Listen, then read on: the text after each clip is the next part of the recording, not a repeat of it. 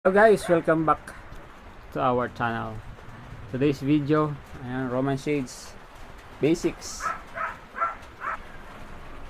Yan, minsan napakahirap ipantay yung ating Roman Shades kapag hinihila natin pataas. Minsan tumatabingi, minsan nagbabara. So ayan muna ang mga parte ng ating Roman Shades. Yan yung roller nya. Ito nagro-roll yung tali nya na humihila sa Roman Shades pataas. Sa width na ito 47, may tatlo siyang roller.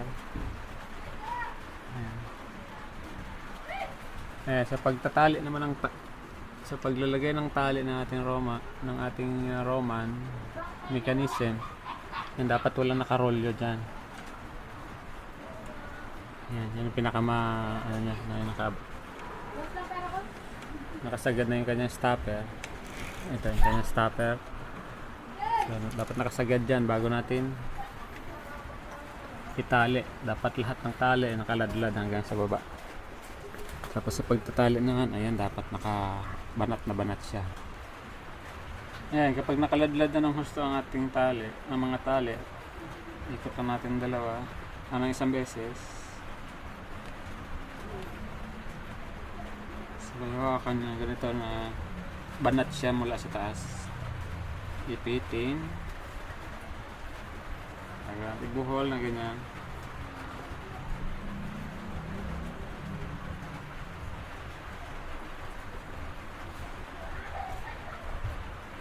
Ganyan lang. Dapat banat na banat yung tali mula sa taas. Sa ganyan pagtali lang ginawa ko para pag tinanggal ng may-ari ang kurtina para labhan, hilahin mo lang ganyan. Napakadaling alisin.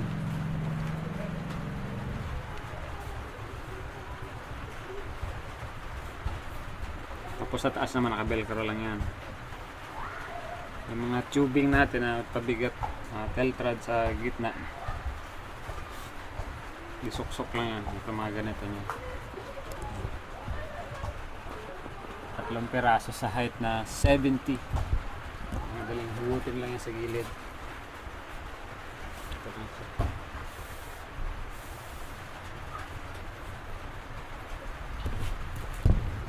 So ganun din dito.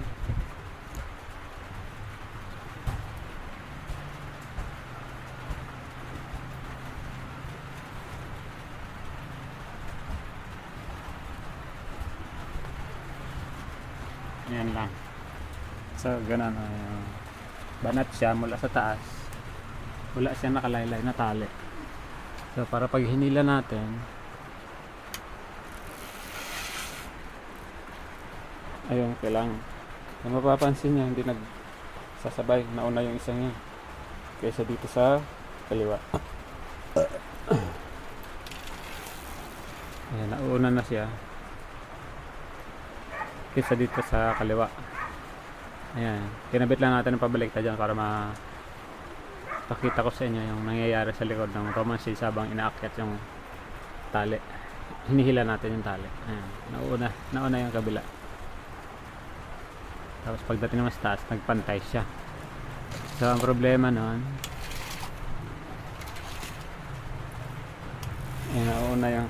nauna yung kanan. Ito siya, hindi siya tapat. Yung roller niya hindi siya ganong tapat sa mga rings. So itatapat lang natin yan para pantay-pantay sa paghinila. Ayan, i-adjust lang natin yan hanggang sa makuha natin yung kapantayan niya.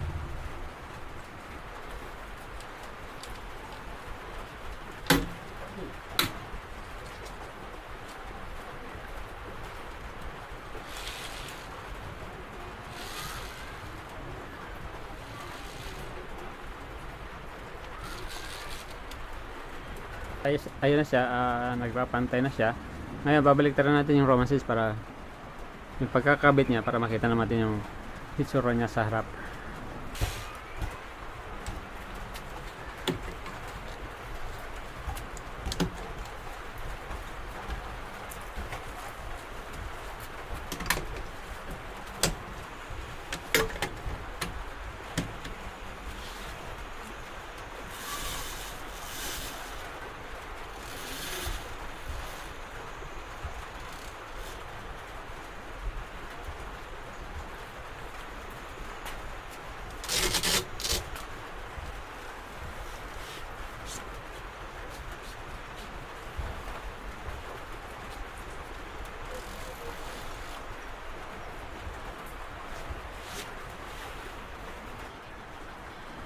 So ayun, sakto.